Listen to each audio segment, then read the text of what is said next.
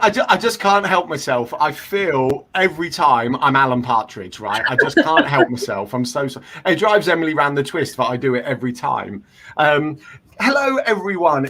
I'm here, Alan Braithwaite from Yellow Tuxedo, and I've got some more absolutely amazing. We're running out of superlatives because we've been using them for all of our fabulous speakers and workshop hosts. But we have Caleigh from Koala Marketing. She's the one who looks like a Caleigh. And we have Antony Burdett-Clark, who's right here, there. The one who looks like a rooster. The one who looks like a rooster, but we weren't going to say that. Welcome, guys. Well, I tell you what, let's not beat around the bush today. Let's jump straight in with introductions, all right? So, Caleigh, I'd please love it if you could introduce yourself to everyone. That would be appreciated. Thank you.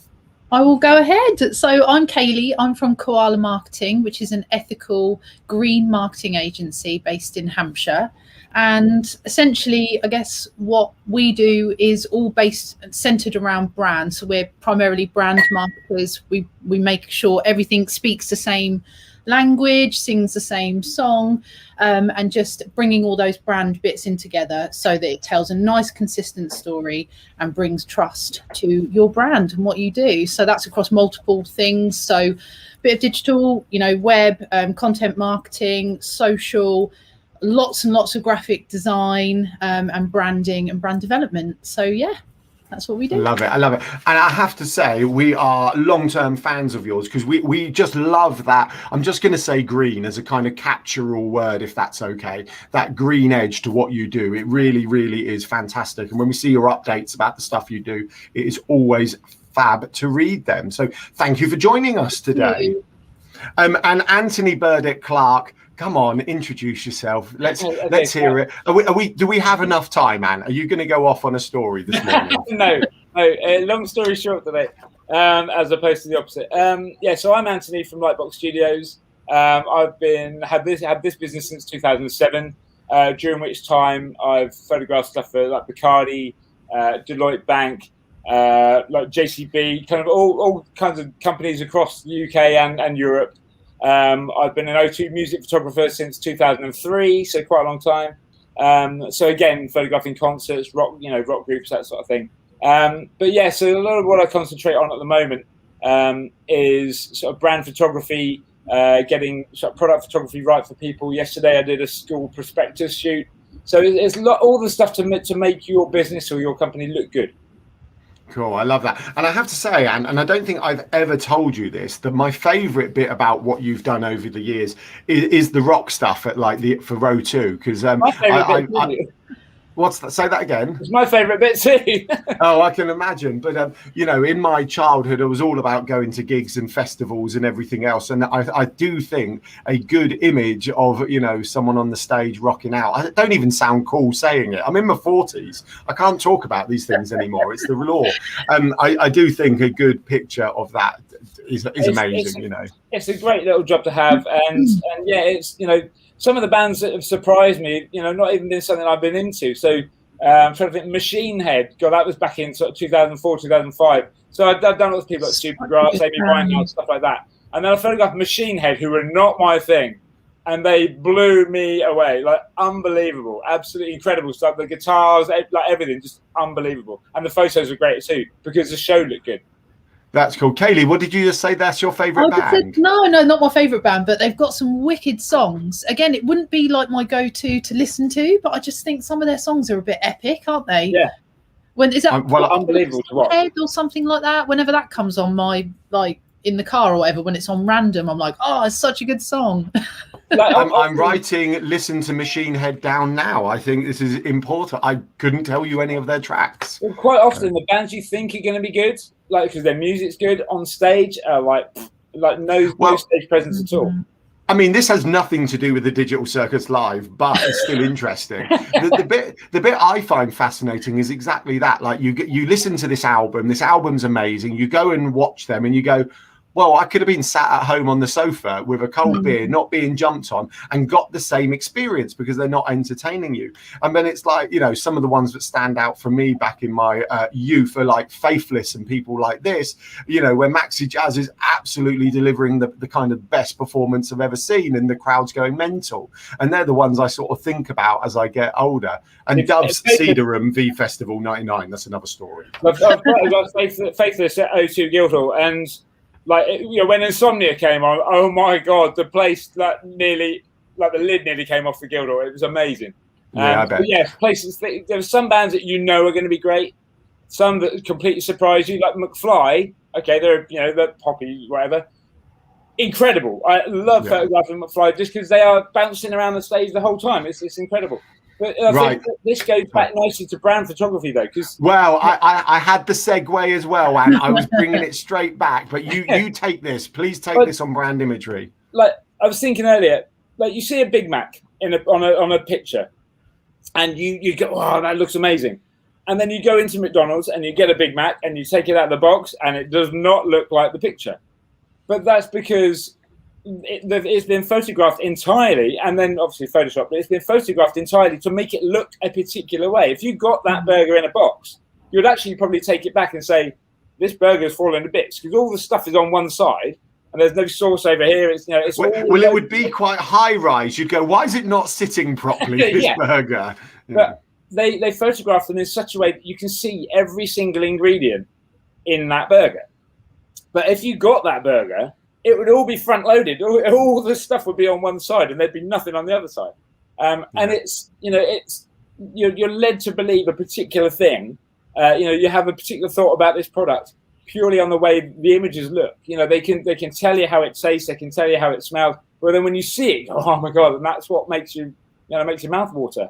So on that, Anne, let's take that across. Sorry to interrupt you. Apologies. Right. Let's take that over into the business world. So I get that in product for big brands. I understand so I had a sandwich, like a Tesco sandwich in my head, like where they load it in the middle. So when you cut it, and that's where they take the picture. So we're talking about imagery and not wanting to lie, and it being authentic's the buzzword, isn't it? Being authentic. So when you get past that imagery, you're getting that. How does that work in a kind of, how important is that? Because that's what we're discussing for business world when it comes to personal brand and business brands that aren't necessarily products for the sake of this conversation, perhaps more service based. For me, it starts. Yeah, go on. No, Caleigh, go for your life. Yeah. It starts with the values. For me, everything feeds from them. They're almost like the pillars of your business. And I've had so many conversations with people where they say, I'll say, what are your brand values? We're going to work together. And they say, oh, I'm fun. My brand values are I'm fun, I'm dynamic. And it's like they've just opened a dictionary and gone buzzword. And then you say, yeah, but if you actually pick fun, everything you do, all your imagery that you choose, the graphics that you create, the tone of voice that you speak in your content marketing, everything needs to be fun. I'm not saying you're not a fun person, but can you truly live up to that authentically? Is that what your brand is about? And so part of my discovery process is helping people to understand what are their true authentic brand values, because when you nail it, when you truly get it right and it's true and you feel it, doing all your marketing after, creating impactful imagery, writing impactful content just becomes super, super easy, because you can just be yourself, in everything that you do. And it sort of comes from inside. It's what I call the essence that runs down the middle of a sole trader, an entrepreneur, a business owner. The essence is the thing everything feeds off, and that's the bit that makes you different. So it's about value. Okay, I think that's so important. Like Emily and I, funnily enough, fun is one of ours. Go figure. That wasn't. But no, it's fine. It's fine. I sat here going, right, is it in? No, thank you. But I did check it for a moment. But one of the things we did, that's been one of the most powerful things we've done as a business. See, we'd done brand imagery. We'd kind of done all of that, got some brand photography done and everything else. But it was only probably a few months back that we started actually writing down our values and our culture and all these other things.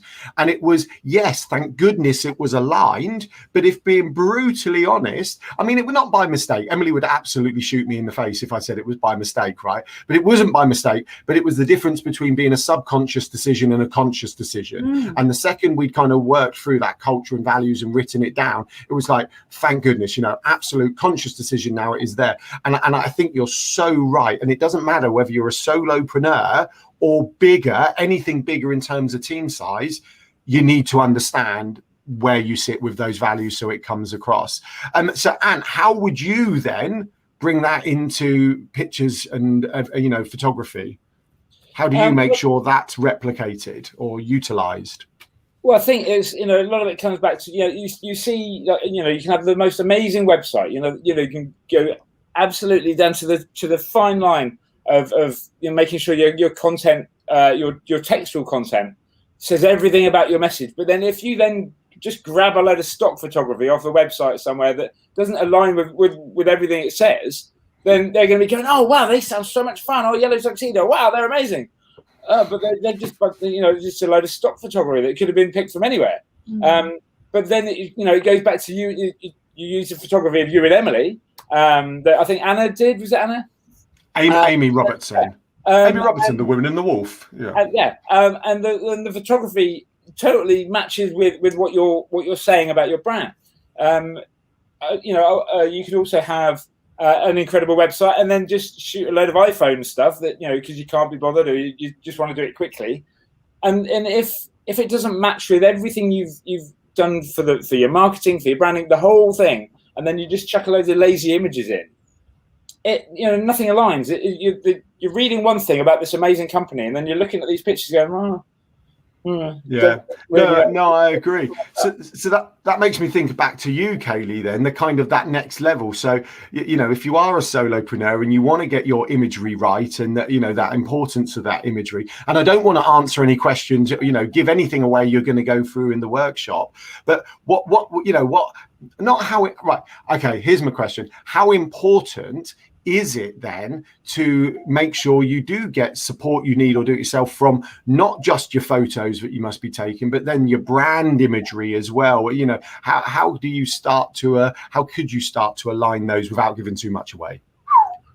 So in the Digital Circus, I'm going to be providing some tips, some things that people can do themselves, take away, just very simple things that will allow them to get, whether it's choosing a photographer to work with and briefing them, somebody like, and to say, this is the sort of photography I want, this is my brand, or whether it's occasionally picking stock imagery or creating your own graphics, whatever the case may be, to ensure that is 100% on brand for you. And for me, that starts with, so I don't put anything out, absolutely anything that goes out, Koala related, has careful thought and consideration behind everything, from thoughtful design to clear messaging. Everything it all feeds back into my story and to my brand values. And I think a really good question that I ask people a lot is, what feelings are being generated as a result of the image that you're about to put out? You know, looking at it from a whole, like I always say, see it feelingly, because it's a little bit part of, you know, the yoga side of me that I like. But, you know, looking at something like, see it feelingly, like what feelings do you feel? Like, because that's really important. Do you want that person to feel energized and fun? Do you want that person to be more conscious about something, more mindful? Do you want that person to take an action into seeing the bigger, wider picture? You know, for me, often that's about being greener and being more sustainable. You know, so there was always an undertone to everything that I do, which is underpinned by kindness, you know, for yourselves, for each other, and for the planet. So I think that goes back to the brand values. When you really know them inside and out, and they're really authentically you, then it becomes easy. I mean, the biggest example of this is in a podcast I did where I was the guest, and they said to me, I've got a question for you. What's your favorite color? I bet I can guess what it is. Green. Because if you looked at my brand anywhere, you would think, this girl's just obsessed with green. But actually, when I went on the branding journey to discover who I was as a business, what I wanted to be, the message I wanted to create, it was the part of me, the true part of me was green. So it's not, because a brand shouldn't always be subjective, you know, it should be objective. So it's like, for me, my favorite color is actually blue, but I couldn't pick blue because it wouldn't have sent the right message. So it's like my mind sort of says blue, but like my heart's green. So I needed to make sure that I picked a color which was authentically me, not because I like it, because it's taste, but actually that's the wider picture. That's my purpose here. So yeah, I love that, Caleigh. That was such a fantastic answer. Thank you so much. We are going to actually come to a slight close now. As always, with every single one of these, we always go over. But thank you. I mean, I wasn't going to interrupt that. It was brilliant. And could you just talk us through your workshop, please? And then I'm going to talk a bit more about the Digital Circus live, and then we will move over onto Instagram for the after party. Cool. Okay. Yeah. So what I'm going to be talking about on the 18th sort of follows on from Caleigh's sort of brand imagery and getting the brand message right. Once you've got that message, that what you want to show through your imagery, it's a case of, like as Caleigh said, making sure you get the photography right. You know, which photographer do you use? I'm not necessarily going to be the photographer for you. There are all sorts of photographers. What you want to show through that image, through those images. If it's going to be studio based, if it's going to be kind of location, just getting it right, preparing yourself so that you can get it as right as possible first time. Not everybody knows how to fix stuff in Photoshop. Lots of stuff needs it. Lots of stuff is shot to be fixed in Photoshop afterwards, like the McDonald's example. It's just about getting the actual photography right so that your images do follow that brand image that you've nailed through your marketing plan. Brilliant. Thank you. And now everyone who's watching this live or on replay, if you want to find out more about Ant or Caleigh, it's all in the description below on whatever platform you're watching. But thanks, guys, for joining us today.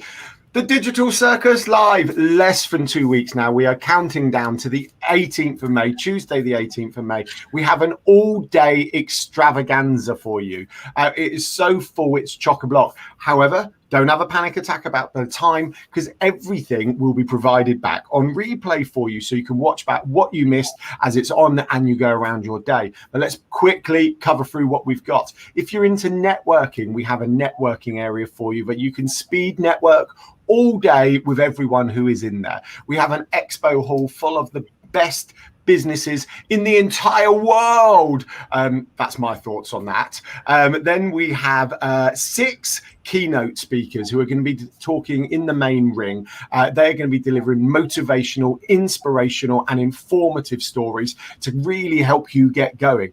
Then we go into the workshop. We have 10 workshop hosts who are covering everything from branding and imagery and making sure you're ready to get going and representing your business accordingly from these guys, from getting you ready with people like Chris Mooney and Lauren DeVries, LDV. I still would just want to call her LDV, who we chatted to last night. As well as podcasting, telling your story podcasting with Zoe and video with Justina. What else have I missed out? So I've absolutely, there's so much. Oh, live streaming. What else we got? They're all there. The links are below. Go and click on the link. Get your ticket. How much is it? I hear you all cry. It is only £35 for all of this, right? This is unbelievable amount of learning, inspiration, and motivation all in one day that you can watch back to your heart's content and just get and continue growing and learning from it. So yeah, head to thedigitalcircus.co.uk. It's running across the bottom as we speak. And thank you very much, everyone. We are off to Instagram if you want to join us. Lightbox Studios, Yellow Tuxedo, and Koala Marketing. Find us on Instagram, and please do come and get involved. Thanks, guys. See you soon. See you later. Bye. Right.